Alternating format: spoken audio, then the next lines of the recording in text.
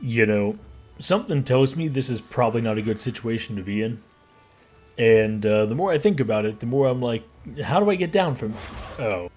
Let's gather around the campfire.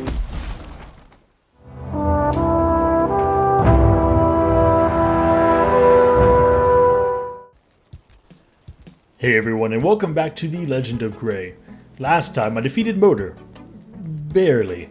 And I unlocked the artisan table using her tears. The table itself doesn't do us much good at the moment, but it does unlock some other more useful things, like the blast furnace, the windmill, and the spinning wheel. This time, I'll be helping a damsel in distress. That's right, as you saw on the thumbnail, I'll be doing Hildir's request today. Now, this is the part where I was going to say let's cut to an exploration montage as I attempt to find her. However, right before recording this clip, I realized that I had already found her, and just didn't notice. So this is the part where I say let's take a quick portal hop to Bone Mass and run the 20 or so feet needed to get to her location. Ooh, Draugr Village. You know, I've never made a Draugr farm before, but I know they're pretty easy. Maybe I'll try one out at some point.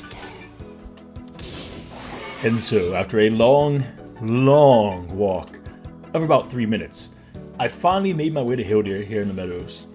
Now, I've never actually done Hildir's request in survival, so I'm kind of interested to see how it feels from a survival standpoint. But if we take a quick look at Hildir's inventory here, we can see she sells a couple of tunics and caps and things along those lines that they decrease your stamina use when building, which is pretty useful. She's also got some other things in here like an iron pit as well as a barber kit and a sparkler. But we're not interested in that right now, we're interested in what's on the map here.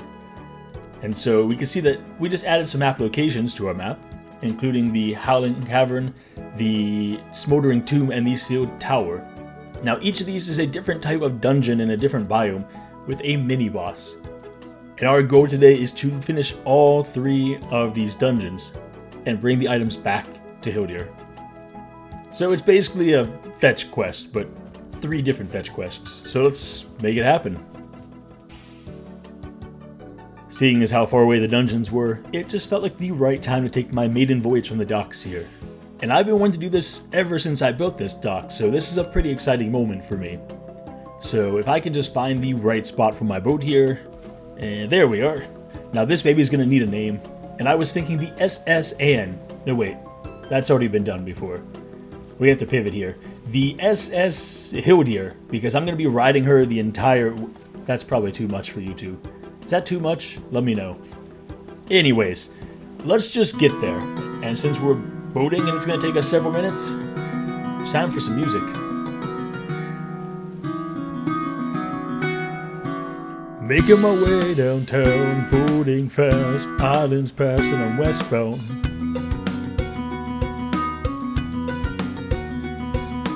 Sailing blankly ahead, just boating my way, boating away through the sea.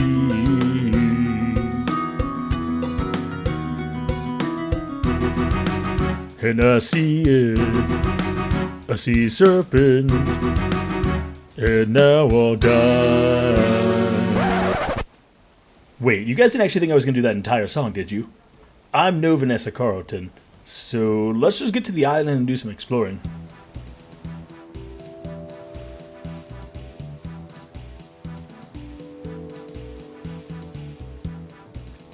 One amazing parking job later, and I was ready to head to shore.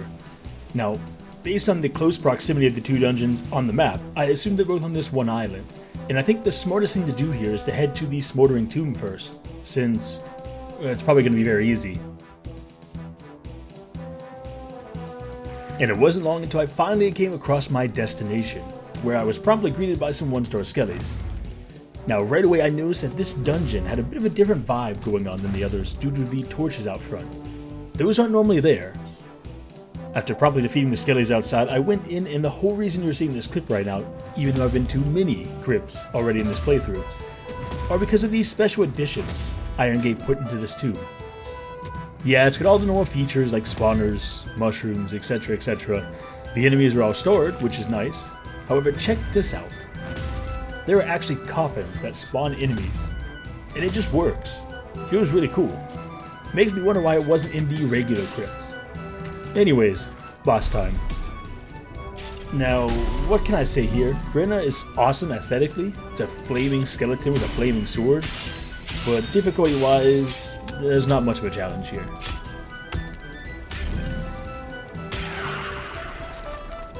Defeating Brenna gave me a chest for Hildir as well as a Brenna trophy for decoration. And after dropping them off from the boat, I made my way to the Howling Cave, which also gave off a very interesting vibe. Out front there were some blue fire braziers, which have been recently added into the game as decoration, and the doors inside were much larger. However, the rest remained mostly the same, and eventually I came across the boss, whose name is... Geir Hoffa? I'm not exactly sure how to pronounce that. I'm sure I'm butchering it, but Geir Hoffa, something along those lines. Alright, so where's this guy actually located? Oh, there he is. Run! Okay, Ice Beam from Pokemon. I should use Bone Mass. Oh, run! Run! Okay, so the question here is, how much damage does he actually... Okay, he does a lot. Yeah. Run, run, just run for a second. Heal up a little bit. Maybe I should try the bow? Yeah, okay, it doesn't look very promising. Jump! Okay, so, ooh, I can parry. Okay, parrying is good, but he doesn't stay stunned for very... Yeah. This doesn't feel good, but I think the best way to do this is just to take him out with the bow from afar. Just to avoid a death. Dying here would be a real big nuisance. I don't have a portal or a spawn over here. Eventually, I decided to charge in with my mace, and I defeated them, and took their chest, as well as Brenna's chest, back home. With 2 of the 3 mini-bosses defeated, that left only 1 dungeon to go, the Sealed Tower. However, the Sealed Tower is located in the plains, and is full of feelings that would wreck me at this point, so what I needed to do was make a bit of progress before taking it on. And with that, I headed to Hildir through the portal because she was right on the border of a plains, and while visiting her earlier in the episode, I had seen a fire in the distance which I believed belonged to a feuding camp. And I was right. So, I did the most fitting thing I could think of when you're a Viking and you come across an enemy camp. I pillaged.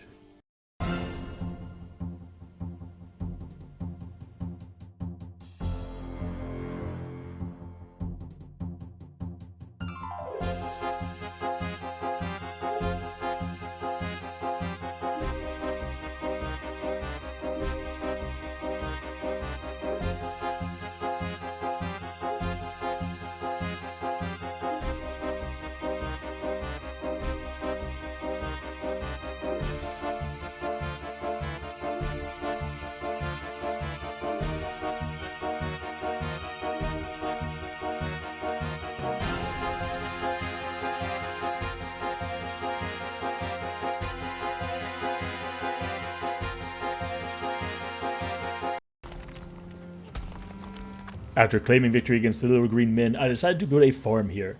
If you're not super familiar with the game, just know this: the plains is an amazing location for a farm since you can grow all the early game crops, plus the plains crops there. I was going to farm all of them. A little while later, the farm was finished and it was time to cultivate and then plant some wheat that I had found in the feuding camp as I pillaged.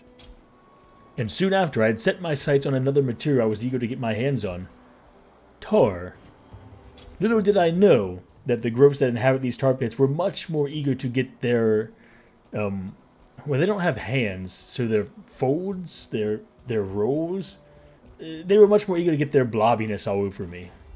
Alright, let's gotta smash them with the hammer, and yeah, of course I'm tarred. Oh, stop. Okay, come on, guys, seriously. Oh, this isn't good. This isn't good. Smash! No! Run! Run! No! Oh, come on, not to growths.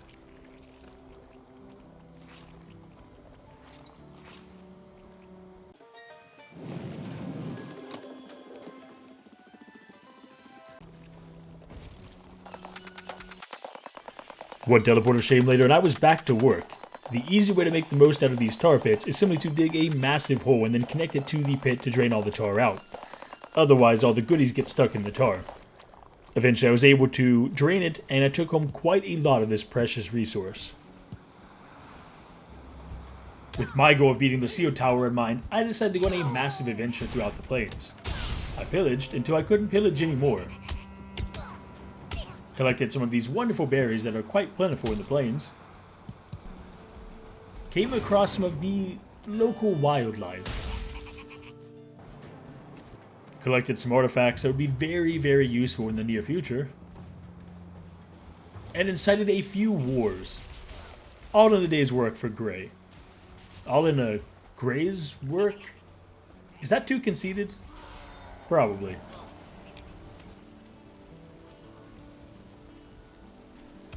During my travels, I had collected tons of plains resources, so I built a blast furnace and began smelting up some black metal. I also put down a windmill so I could start grinding up barley to make flour for better food. And then came the epic quest that I had to go on. And trust me when I say it was an epic quest.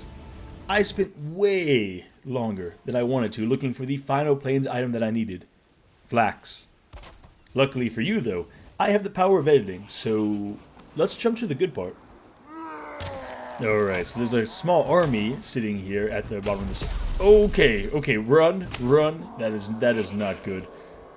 Run. My bone mass just ran out. Alright, back up the mountain or the rock we go. Petesquito, die.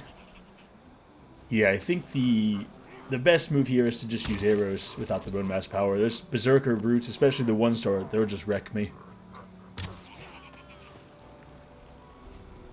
Eventually, I claimed victory against the horde of Hewlings, and it was time to get my prize, the precious flax.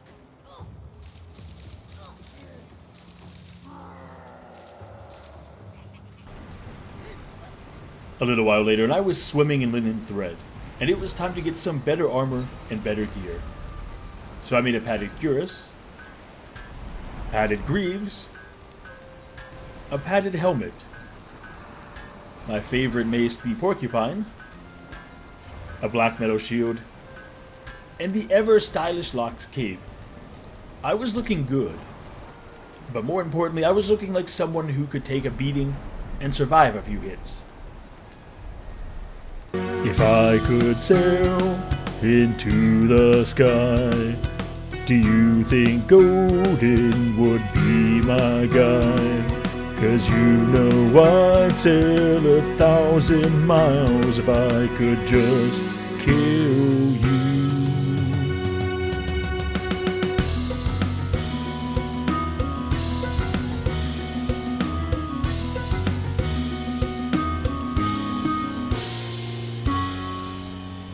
Yeah, I just couldn't help myself.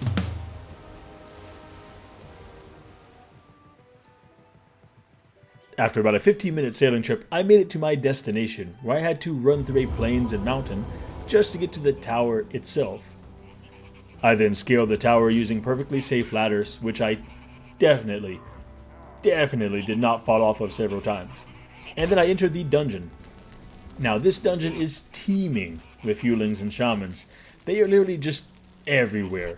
And well, things didn't go so well for me. I ran into a 1-star shaman and managed to kill him.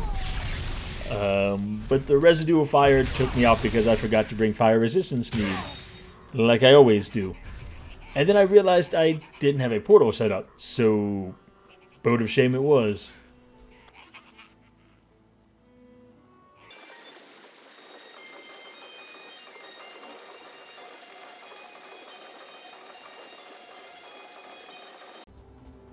I made it back and set up a portal, but it didn't really get much better from there as I died 2 more times. Once while trying to get things back because a mosquito spawned in and some Hewlings fell out of the tower, and another time because, well, I didn't think my actions through. I could have made my life a lot easier here with things like barley wine, health pots, etc, etc. I guess I'm just really a masochist. Anyways, after much difficulty, I eventually reached the mini-boss. The mini-boss says, Zillan Thunder. Basically a buffed up shaman riding a buffed up berserker. It was time to die. Except it wasn't, because I actually brought my fire resist pot, and I used my bone mass ability and played like a smart person for once.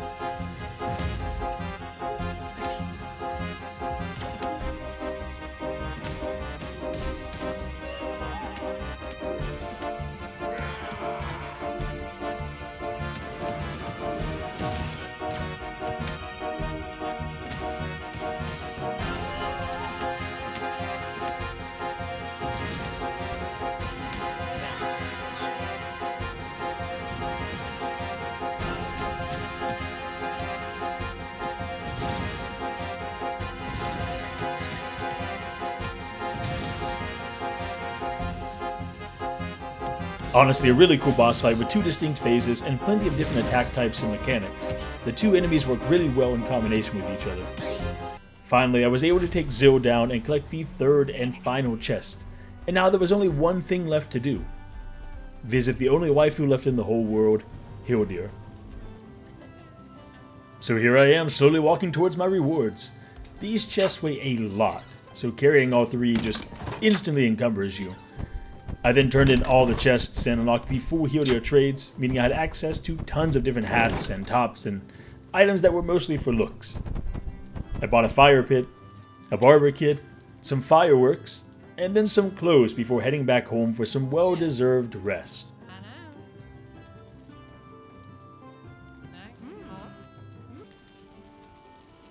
Well, that's it, everyone. I packed a ton of content into this episode, maybe too much even. Next episode, I'm looking to take on Yagluth and make some new food, or friends. Make some new friends. So make sure you subscribe so you don't miss it. I'm slowly making my way to 500 subscribers and will be extremely happy to do that in the next few weeks, so help me out a little bit. And also, don't forget to like the video if you enjoyed. It really helps the channel grow. Next week, I have 2 videos coming out, one from my Valheim server and one that is a bit different. So make sure you keep an eye out for them. Thank you all for watching. Bye.